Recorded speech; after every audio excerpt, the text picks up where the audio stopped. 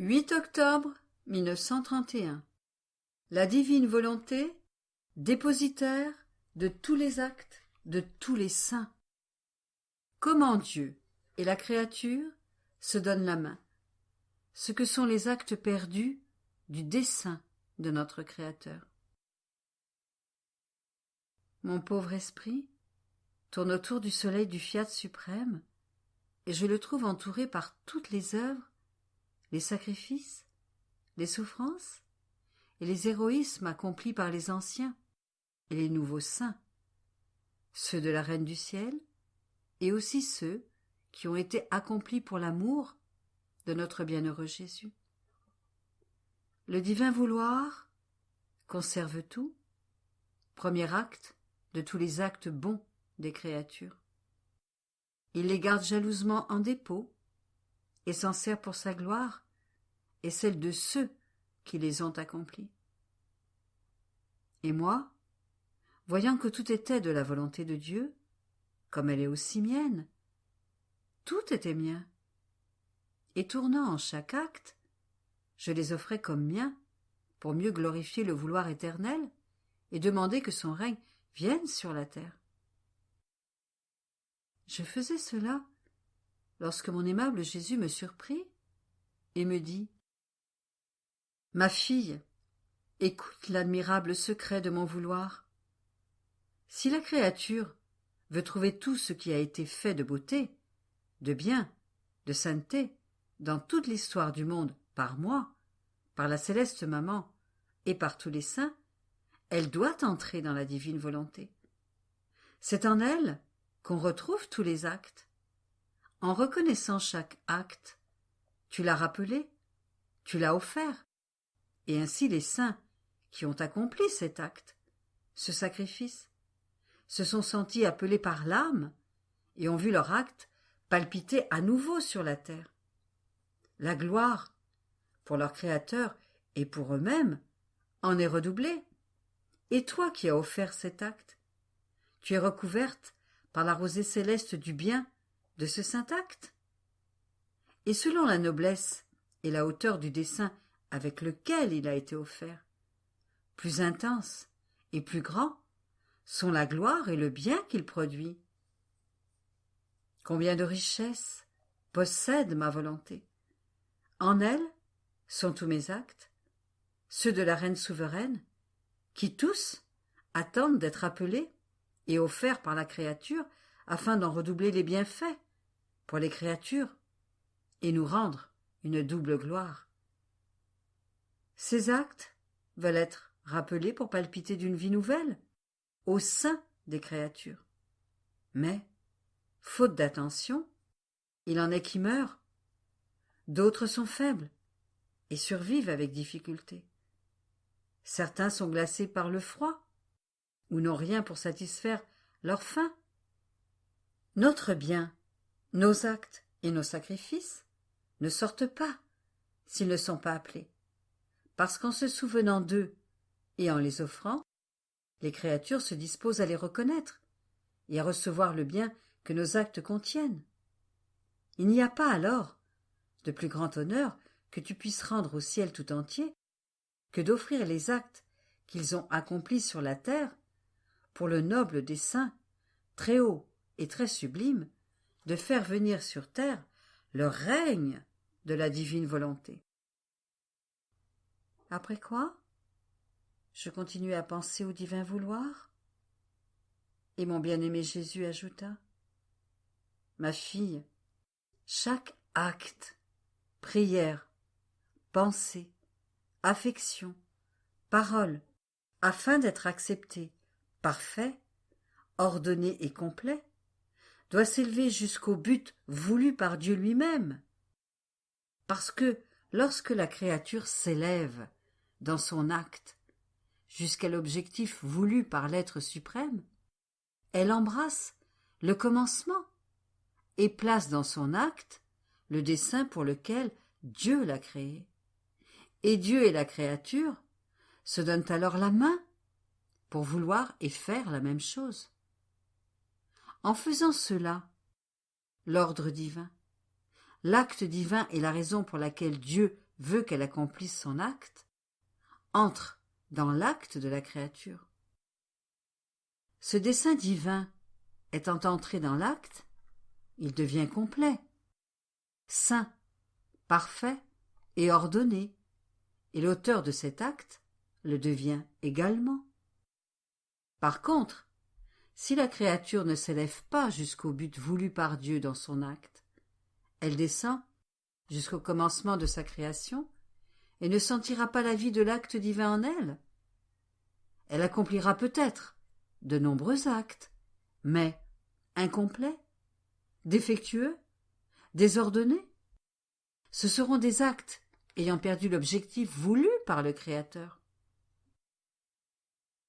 C'est pourquoi la chose qui nous plaît le plus est de voir notre propre dessein dans l'acte de la créature.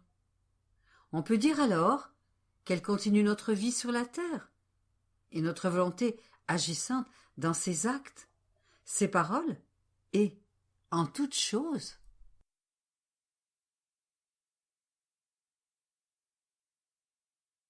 « 12 octobre 1931. Souffle incessant de Dieu, vie divine et acte achevé de Dieu dans la créature. Image. Le peuple, les princes, la noble cour et l'armée royale du royaume céleste. Je me sens tout entière, revêtue de la force omnipotente du divin fiat, qui m'absorbe et me transforme dans sa lumière. Cette lumière est amour et fait palpiter en moi la vie du Créateur. Cette lumière est parole et me communique les plus merveilleuses nouvelles sur le commencement de mon existence. Les relations, les liens d'union, la vertu communicante, l'inséparabilité qui existe encore entre Dieu et moi. Mais qui maintient tout cela en pleine vigueur, si ce n'est la divine volonté? Ô puissance du fiat suprême! Prostré dans l'immensité de ta lumière, je t'adore profondément, et mon petit rien se perd dans ton amour. Mais je pensais cela lorsque mon doux Jésus me dit: ma chère fille, seul mon vouloir maintient et conserve intact, par un acte continuel, le commencement de la création de la créature. Notre être suprême a donné le commencement et animé sa vie par la puissance de notre souffle divin. Ce souffle ne devrait jamais être interrompu, d'autant plus que lorsque nous donnons et que nous accomplissons un acte, nous ne le retirons jamais, et cela sert à former l'œuvre complète de l'être que nous mettons au jour. Ce premier acte sert à donner le commencement et à former la vie. Il sert également à faire de la créature un acte achevé, et par notre souffle, nous formons en elle nos actes continuels, afin d'achever notre vie divine. Notre souffle forme, par petites gorgées, la croissance de notre vie dans la créature. En se donnant, il forme notre acte achevé de sainteté, de beauté, d'amour, de bonté, etc. Et lorsque nous l'avons remplie au point de ne plus avoir d'acte à mettre en elle, parce qu'elle est limitée, notre souffle cesse et sa vie se termine sur la terre.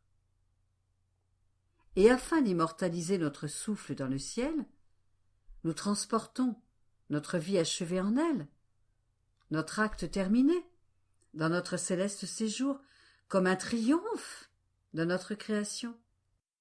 Il n'existe pas de beauté plus rare que ces vies et ces actes achevés dans le séjour céleste. Ces vies sont les narratrices de notre puissance, de l'enthousiasme de notre amour. Elles sont les voix qui disent notre souffle omnipotent, qui ne peuvent former que la vie divine. notre acte achevé dans la créature. Mais sais-tu où nous pouvons former cette vie et cet acte achevé qui sont nôtres? Dans l'âme, qui vit dans notre divine volonté et se laisse dominer par elle. Ah, c'est en elle seulement que nous pouvons former la vie divine et développer notre acte complet. Notre vouloir dispose la créature à recevoir toutes les qualités et les couleurs divines, et notre souffle, jamais interrompu, comme le pinceau de l'artiste, peint avec une maîtrise admirable et inimitable les plus beaux coloris et forme les images de notre être suprême. Sans ces images, il n'y aurait pas eu cette grande œuvre de la création, ni la grande œuvre de la puissance de nos mains créatrices.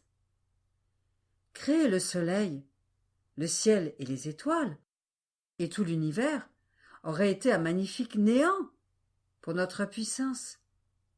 Mais au contraire, toute notre puissance, tous nos arts divins, l'indescriptible excès de notre amour intense, c'est d'accomplir notre acte achevé dans la créature, en formant en elle notre vie, et notre gratification est telle que nous restons nous-mêmes sous le charme de l'acte que nous développons. Accomplir un acte achevé dans la créature est la plus grande gloire qui nous glorifie le plus, l'amour le plus intense qui nous louange le plus, la puissance qui nous loue continuellement. Mais hélas, pour celle qui ne vit pas dans notre vouloir, combien d'actes brisés et sans conclusion, combien de nos vies divines, à peine conçues, ou qui, tout au plus, naissent sans croître. Les créatures brisent la continuation de notre œuvre et nous lient les bras. Elles nous mettent dans la position d'un maître qui possède une terre, mais que des serviteurs ingrats empêchent de faire ce qu'il veut avec sa terre, de l'ensemencer et d'y planter ce qu'il veut. Pauvre maître, dont la terre est stérile, sans le fruit qu'il pourrait en recevoir, en raison de l'iniquité de ses serviteurs. Les créatures sont notre terre, et le serviteur ingrat, c'est le vouloir humain, qui, en s'opposant au nôtre, nous empêche de former notre vie divine en elle.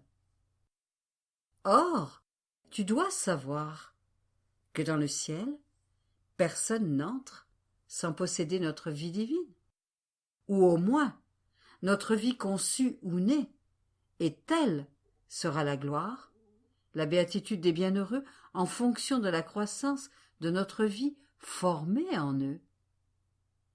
Quelle sera la différence pour celle qui lui a à peine permis d'être conçue, de naître ou de croître, par rapport à la créature qui nous a laissé former une vie complète? La différence sera telle qu'elle est incompréhensible à la nature humaine. Celles-là seront comme le peuple du royaume céleste. Par contre, celles qui sont à notre image seront comme des princes, des ministres, la noble cour, l'armée royale du grand roi. Par conséquent, la créature qui fait ma divine volonté et vit en elle peut dire « Je fais tout et j'appartiens aussi, comme cette terre, à la famille de mon céleste Père. » 20 octobre 1931. Rencontre, départ entre Dieu et la créature. Comment Dieu a formé la créature au centre de la création.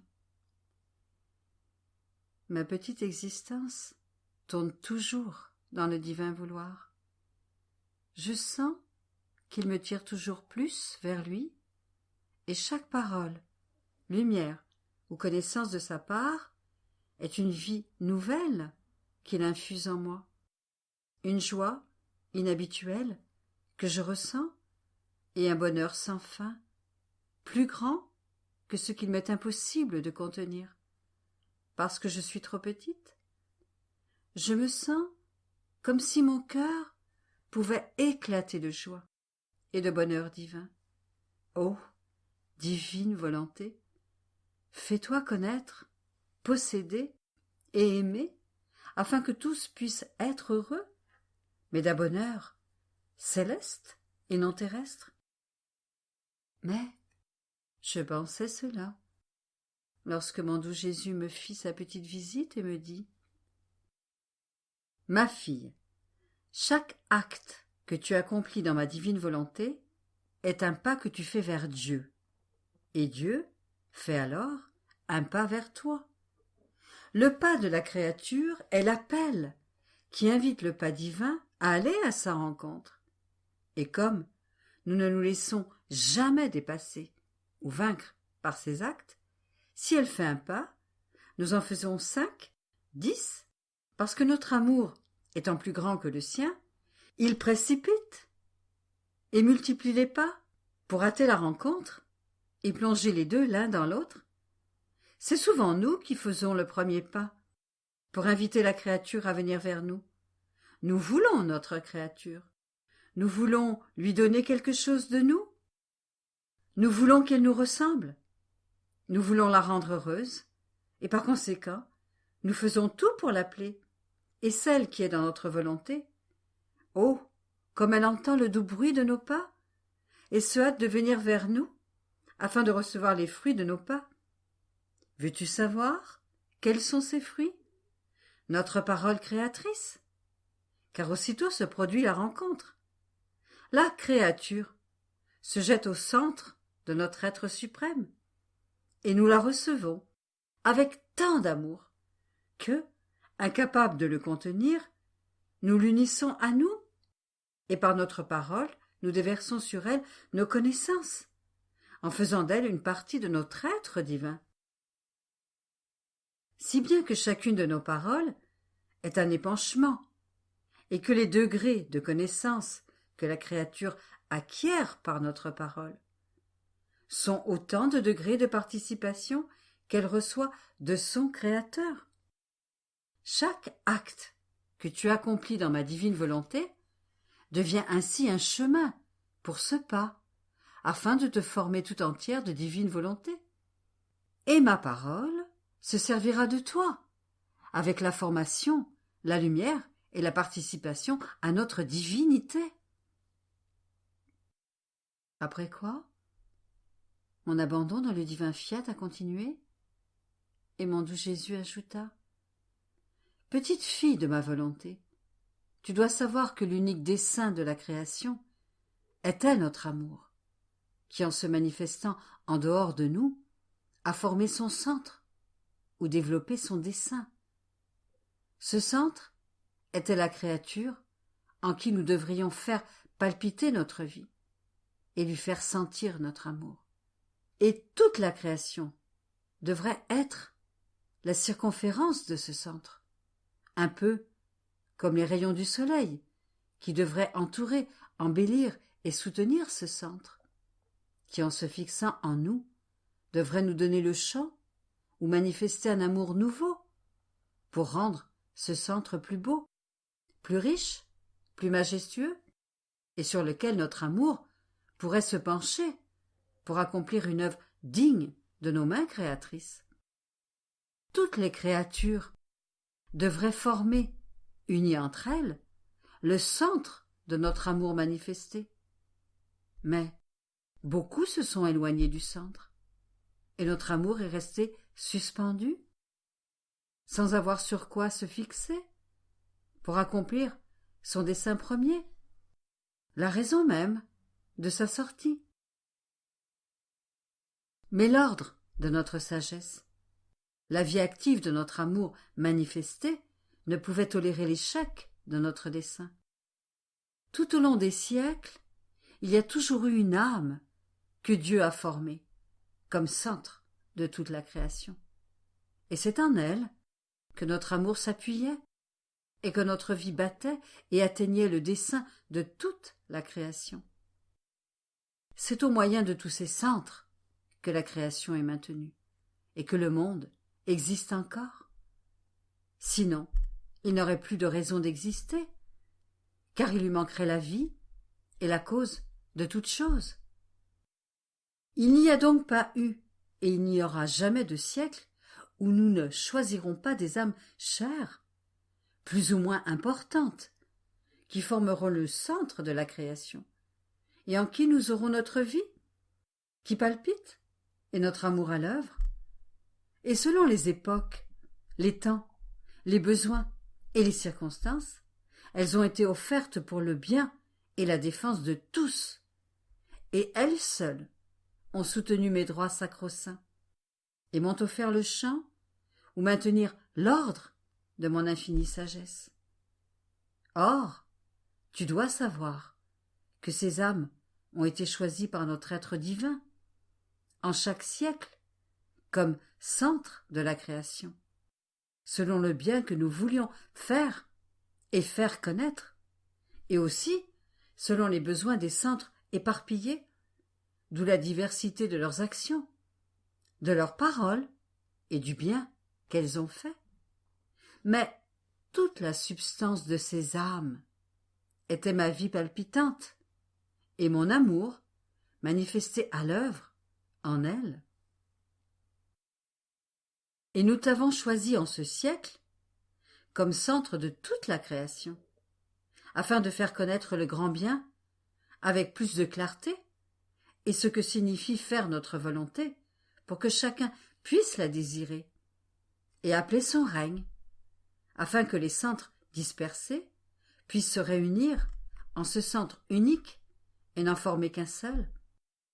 La création est une naissance issue par la puissance de ma divine volonté, et il est juste et nécessaire que tous reconnaissent qui est cette mère qui, avec tant d'amour, leur a donné le jour, afin que tous ces enfants puissent être unis à la volonté de leur mère.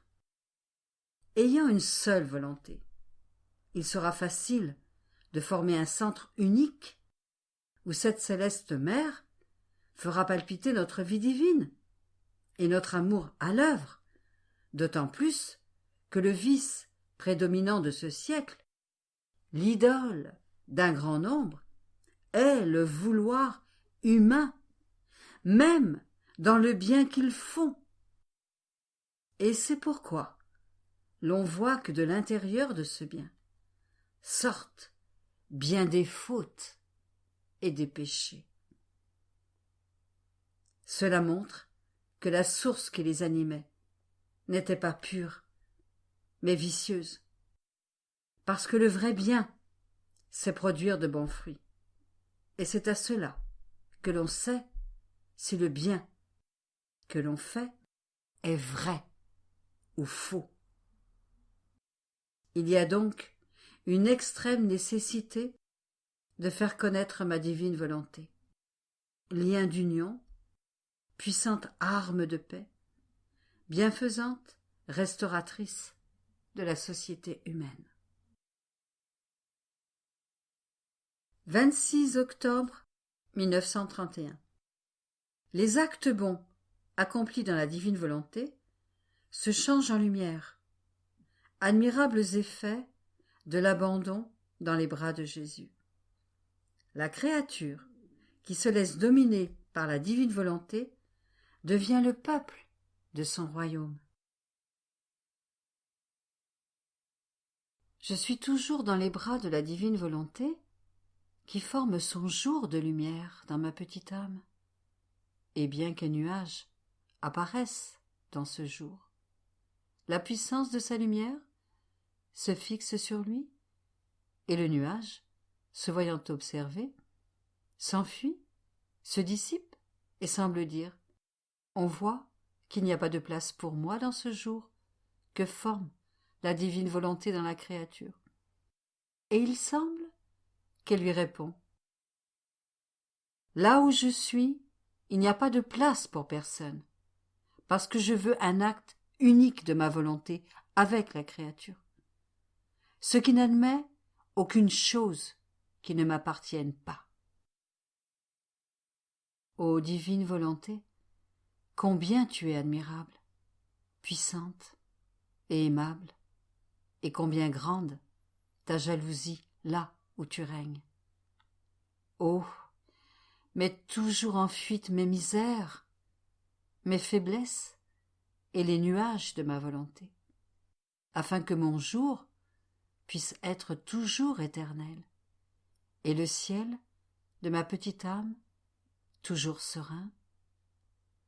Mais je pensais cela lorsque mon aimable Jésus me dit : « Ma fille, le bien est lumière, et si ce bien est accompli dans ma divine volonté, il se forme autant de rayons que d'actes bons, et mon fiat se fixe sur ces rayons de lumière dans la circonférence de sa lumière éternelle, si bien que ces actes prennent place dans nos actes et remplissent une double fonction, une de louange, d'adoration et d'amour éternel envers notre adorable majesté, et une autre de défense, de miséricorde, d'aide et de lumière pour la génération humaine, selon les circonstances où elle se trouve. Par contre, si les actes bons ne sont pas accomplis dans ma volonté et avec sa puissance, bien qu'ils soient lumière, ils n'ont pas la force de s'agrandir pour se fixer dans la circonférence de notre lumière. Et ils restent sans soutien, comme des rayons brisés, et donc sans vie éternelle, et faute de posséder la source de lumière, ils risquent de s'éteindre peu à peu. Après mon abandon dans le divin vouloir, je me sentais tout affligée par la privation de mon doux Jésus. Sa privation est comme un marteau qui toujours bat pour aggraver encore ma peine, et il arrête de battre lorsque le divin invité sort de sa cachette pour rendre sa petite visite à sa créature bien-aimée. Sa douce présence, sa gentillesse fait renaître la joie de la tristesse elle-même, et le marteau cesse son constant et cruel travail. Mais dès que le céleste visiteur se retire, il recommence à battre, et ma pauvre âme est alors aux aguets, au cas où il pourrait être vu et entendu à nouveau. Et j'attends avec impatience celui qui m'a blessé, et qui seul a le pouvoir de guérir cette plaie, hélas, si douloureuse. Mais j'épanchais ainsi ma peine lorsque mon doux Jésus revint, et embrassant ma pauvre âme, il me dit : « Fille, je suis ici, abandonne-toi dans mes bras et repose-toi. Ton abandon en moi appelle mon abandon en toi, et forme mon doux repos dans ton âme. L'abandon en moi forme la douce et puissante chaîne qui me lie si étroitement à l'âme que je ne peux plus m'en détacher, au point de me constituer son cher et tendre prisonnier. L'abandon en moi donne naissance à la vraie confiance. Alors, l'âme a confiance en moi, et j'ai confiance en elle. J'ai confiance en son amour, qui ne faiblira pas. J'ai confiance en ses sacrifices, qui ne me refuseront jamais rien de ce que je demande. Et j'ai pleinement confiance de pouvoir accomplir mes desseins. L'abandon en moi dit qu'elle me donne la liberté et que je suis libre de faire ce que je veux. Et en me confiant en elle, je lui manifeste mes secrets les plus intimes. Par conséquent, ma fille, je te veux entièrement abandonnée dans mes bras. Et plus tu seras abandonnée en moi, plus tu sentiras mon abandon en toi. Et moi, comment puis-je m'abandonner en toi si tu t'échappes ? Et Jésus ajouta : L'abandon est parfait lorsque voyant que je m'échappe, tu t'abandonnes encore plus. Cela ne facilite pas mon départ, mais me lie encore plus. Puis, il ajouta: Ma fille, la vie, la sainteté consiste en 2 actes. Dieu donne sa volonté et la créature la reçoit. Après quoi, la vie a été formée en elle par cet acte de la divine volonté qu'elle a reçu pour le redonner en acte de sa volonté, afin de le recevoir à nouveau. Donner et recevoir et donner, tout est là. Dieu ne pourrait pas donner plus que l'acte continuel de sa volonté à la créature. La créature ne pourrait pas donner plus à Dieu, car tout ce qu'il est possible de recevoir pour la créature de sa divine volonté a été reçu par elle comme formation de vie divine. De cette manière, en donnant et en recevant et en donnant, mon divin fiat prend possession et forme son royaume, et tout l'intérieur de la créature devient comme le peuple du royaume de la divine volonté. L'intelligence, peuple fidèle qui se glorifie d'être dirigé par le commandement en chef du divin fiat, et la foule des pensées qui se pressent alentour et aspirent à connaître et à aimer toujours plus le grand roi, qui siège intronisé au centre de l'intelligence de la créature. Les désirs, les affections, les palpitations qui sortent du cœur augmentent le nombre des habitants de mon royaume, et, ô comme ils se pressent autour de son trône, ils sont tous attentifs, prêts à recevoir les ordres divins et à les exécuter au prix même de leur vie. Quel peuple obéissant et ordonné que celui du royaume de mon divin fiat!